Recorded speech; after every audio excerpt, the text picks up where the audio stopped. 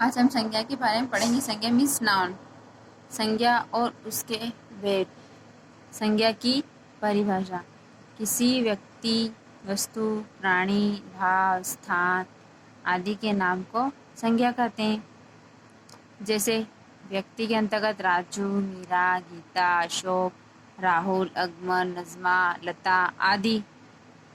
वस्तु के अंतर्गत गेंद, फल, बोतल, पेंसिल, कागज, पुस्तक, पेड़, पत्ता, फूल, कुर्सी आदि। प्राणी के अंतर्गत मनुष्य, पशु, पक्षी, गाय, घोड़ा, बंदर, हाथी, बकरी आदि। भाव के अंतर्गत क्रोध, खुशी, प्रेम, ईर्ष्या, दुख, भूख, प्यास आदि। स्थान के अंतर्गत दिल्ली, मुंबई, मद्रास, कलकत्ता, मथुरा, पंजाब, तमिलनाडु, हरियाणा, अमृतसर, केरल आदि।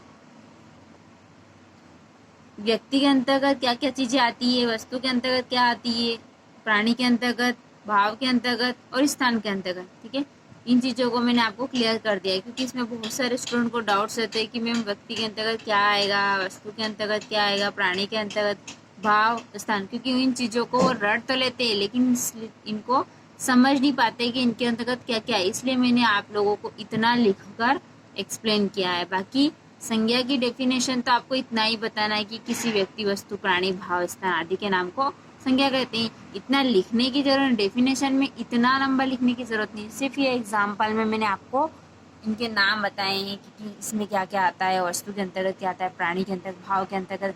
भाव मतलब जिसको अपन महसूस कर सकते हैं। ठीक है, स्थान जो अपने को पता तो रहते हैं स्थान के अंतर्गत शहरों के नाम, लेकिन उसको अपन समझ नहीं पाते। संज्ञा के भेद। हिंदी व्याकरण के अनुसार संज्ञा के 3 भेद होते हैं, परंतु अब इसमें अंग्रेजी व्याकरण के अनुसार 2 भेद और शामिल हो गए हैं। ठीक है, अर्थ के आधार पर संज्ञा कितने भेद होते हैं? 5 भेद होते हैं, क्योंकि हिंदी व्याकरण के अनुसार संज्ञा के 3 भेद होते हैं और अंग्रेजी के अनुसार 2 शामिल हो गए, तो टोटल 5 हो गए। तो अर्थ के आधार पर संज्ञा के 5 भेद होते हैं: व्यक्तिवाचक, जातिवाचक, भाववाचक, द्रव्यवाचक, समूहवाचक। व्यक्तिवाचक संज्ञा, जातिवाचक संज्ञा, भाववाचक संज्ञा, द्रव्यवाचक संज्ञा, समूहवाचक संज्ञा। ठीक है, फर्स्ट है व्यक्तिवाचक संज्ञा। व्यक्तिवाचक संज्ञा परिभाषा, जो शब्द किसी विशेष एवं निश्चित व्यक्ति, वस्तु व स्थान की जानकारी देते हैं उन्हें व्यक्तिवाचक संज्ञा कहते हैं। अब व्यक्तिवाचक संज्ञा, व्यक्तिवाचक संज्ञा नाम से ही स्पष्ट है कि कोई विशेष व्यक्ति, निश्चित व्यक्ति। ठीक है, जैसे डॉक्टर भीमराव अंबेडकर ने भारत के संविधान की रचना की, तो डॉक्टर भीमराव अंबेडकर क्या हो गए? इस विशेष व्यक्ति हो गए जिसे सब जानते हैं। ठीक है, भारत का सबसे पहला वेद ऋग्वेद है। सबसे पहला वेद क्या है? ऋग्वेद है। और ये क्या है? विशेष वस्तु, जिसे जैसा जो पहली पुस्तक के रूप में हम प्रचलित है।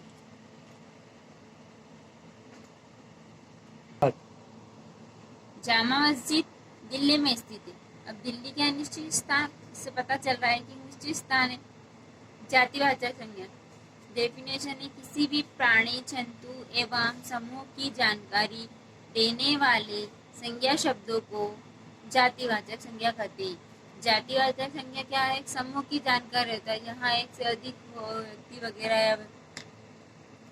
जैसे रानी किताब पढ़ रही, अब रानी कौन सी किताब पढ़ रही है क्या पता चल रहा है? नहीं, किताब पढ़ रही हो, कौन सी भी किताब, चाहे उसकी पसंद की हो, उसके सब्जेक्ट की या अदर्स हो। ठीक है, बच्चे विद्यालय जाते हैं, तो बच्चे विद्यालय जा रहे हैं, तो एक से अधिक बच्चे, समूह की जानकारी हो रही। एक बात हमें ये पता चल रहा है, और समूह के बच्चे विद्यालय जाते, किसी का नाम भी नहीं दे रखा है, इसमें का नाम वगैरह दे रखा हो, स्पष्ट हो, विशेष व्यक्ति हो, तो उससे पता चलता है कि व्यक्तिवाचक संज्ञा है। थर्ड है आज हम फल खाएंगे। ठीक है, आज हम फल खाएंगे। अब फल कौन से भी हो सकते हैं। ठीक है, कौन सा भी फ्रूट्स हो सकता है, उसमें नाम नहीं, इसमें मेंशन कर रहा है कि कौन सा नाम, कौन सा संज्ञा है, कौन सी जाते हो। आज हम फल खाएंगे, फल कौन सा भी हो सकता है। अपनी पसंद नापसंद, अदर्स, ठीक है। अगर नाम होता उसमें, किसी कुछ भी होता, ऑरेंज, ऑरेंज का एप्पल वगैरह, तो फिर वो आ जाता है व्यक्तिवाचक संज्ञा के अंतर्गत। स्टार।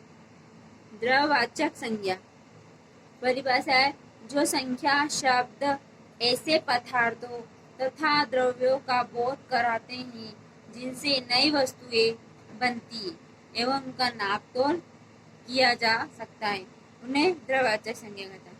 सिंपल सी भाषा में एक इसकी डेफिनेशन सिंपल सी भाषा में है कि द्रववाचक संज्ञा वह शब्द है या वह संख्या है जो जिनका हम आसानी से मापतोल कर सकते हैं, ठीक है।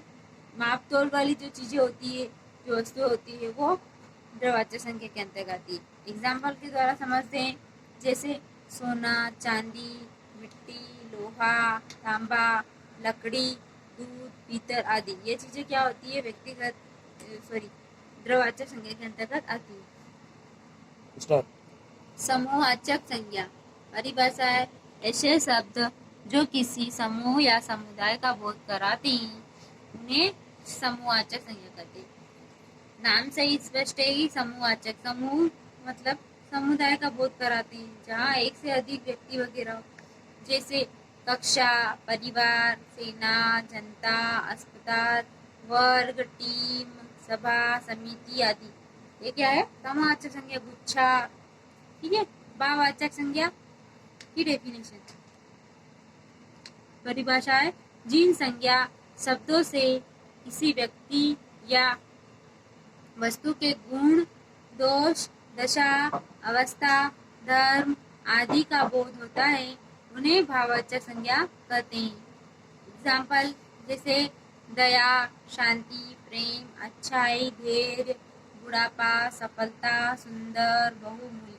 अब भाववाचक संज्ञा को तो नहीं हम देख सकते हैं, नहीं छू सकते हैं, सिर्फ महसूस कर सकते हैं। जैसे क्रोध हो, क्रोध आता है तो उसको देख सकते हैं, छू सकते हैं नहीं। ईर्ष्या हो, खुशी हो, प्रेम हो, ये चीजें जो होती है इसको हम नहीं देख सकते ही, नहीं छू सकते हैं, सिर्फ महसूस कर सकते हैं। तो ये क्या है, भाववाचक संज्ञा।